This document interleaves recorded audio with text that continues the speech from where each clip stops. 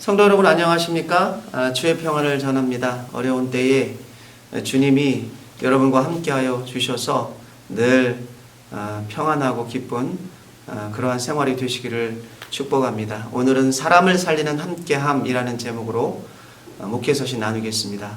어떤 교회에서 있었던 일입니다. 그 교회의 한 성도님이 말 못할 문제로 목사님을 찾아갔습니다. 처음에 목사님은 기쁜 마음으로 같이 위로하고 그 성도님과 함께 그 문제를 놓고 기도했습니다. 하지만 그 성도님의 문제가 해결되기는커녕 점점 더 미궁 속으로 빠져드는 것이었습니다. 점차 이 목사님은 그 성도님의 상담 요청이 이제 부담스러워진 거죠. 그리고 결국에는 바쁘다는 이런저런 핑계로 그분을 피하게 되었고 그 성도님은 마음에 큰 상처를 안고 교회를 떠나게 되었다고 합니다. 이야기를 들으면서 문득 머릿속에 스치는 생각이 있었습니다. 그것은 그 성도가 원했던 것이 과연 그 문제의 완전한 해결일까에 대한 부분이었습니다.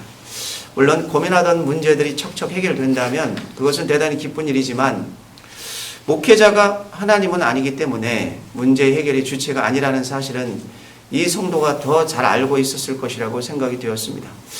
그렇다면 과연 그 성도가 원했던 건 무엇일까? 아마 그 성도는 그 성도가 느꼈던 고통과 고민을 함께 하는 것, 그것이 아니었을까 생각이 되었습니다.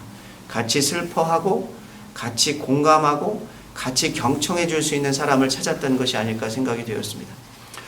현대사회의 급격한 변화는 도무지 측정할 수가 없을 정도로 빠르게 진행되고 있습니다. 모든 회사와 기업들은 무한 경쟁의 체제로 돌입을 하였고 이제는 강한 자만이 살아남는 시대가 되어버렸습니다. 이러한 시대 속에서 사람들은 살아남기 위해서 자신의 유익만을 우선적으로 추구하는 그러한 정서 속에 살게 되었습니다. 만약 이러한 각박한 사회 속에서 그리스도인들마저도 이러한 시대의 풍조를 쫓아간다면 그만큼 애석하고 안타까운 일은 없을 것입니다. 군중 속의 고독을 맛보고 있는 현대인들은 오늘날 함께 해줄 수 있는 사람을 필요로 합니다. 그들의 고통을 들어주고 공감해 줄 수 있는 사람을 필요로 하는 것이죠. 성경에 보면 다음과 같은 이야기가 있습니다. 로마서 12장 15절에서 18절 말씀 제가 같이 봉독합니다. 로마서 12장 15절에서 18절입니다.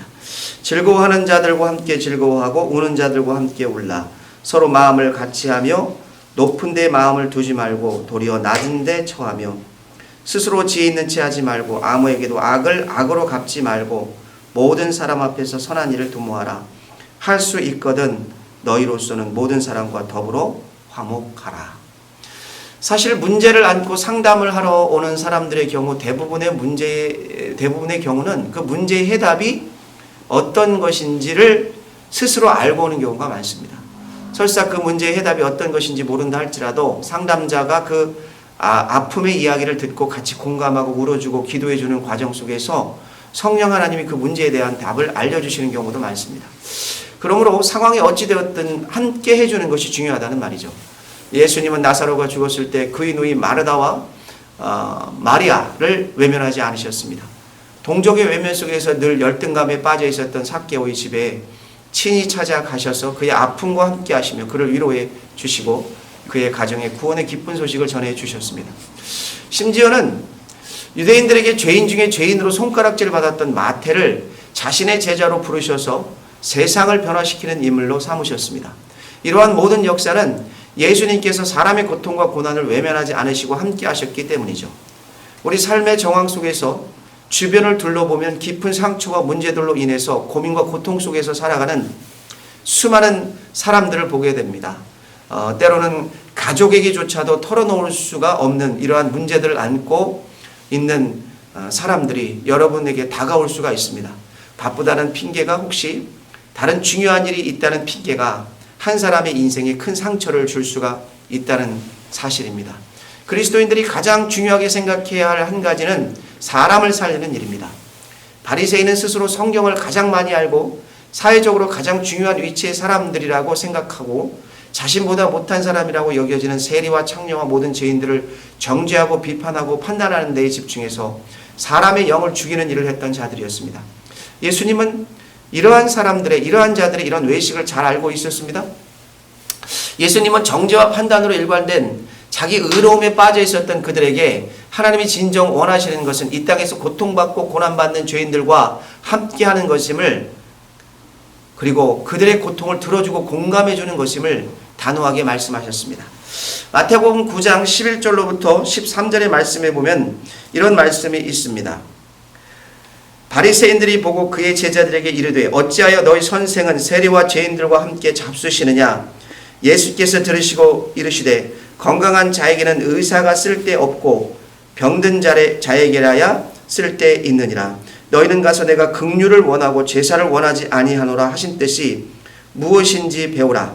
나는 의인을 부르러 온 것이 아니요 죄인을 부르러 왔노라 하시니라. 자, 오늘 우리 자신을 돌아봅시다. 우리는 이 어려운 시대에 고통받는 사람들과 함께하고 그들을 살리는 자입니까? 아니면 판단과 정죄함으로 사람을 죽이고 있는 자입니까? 여러분들이 함께해야 될 사람들이 여러분 주변에 분명히 있습니다. 여러분들이 들어주고 공감해주고 경청해줘야 될 문제가 있는 사람들이 분명히 여러분 주변에 있다는 말이죠. 오늘 이 주간에 주님의 심정을 가지고 그들에게 나아가기를 원합니다. 그들의 고통을 들어줍시다. 그들의 고민과 함께합시다. 그래서 우리의 삶 속에서 사람을 살리는 그러한 놀라운 은총의 역사가 일어나는 그런 인생이 되시기를, 그런 여러분과 제가 되기를 우리 주님의 이름으로 간절히 축복하고 축원합니다. 이번 한 주간 승리하는 공동체가 되기를 원합니다. 감사합니다. 사랑합니다. 축복합니다.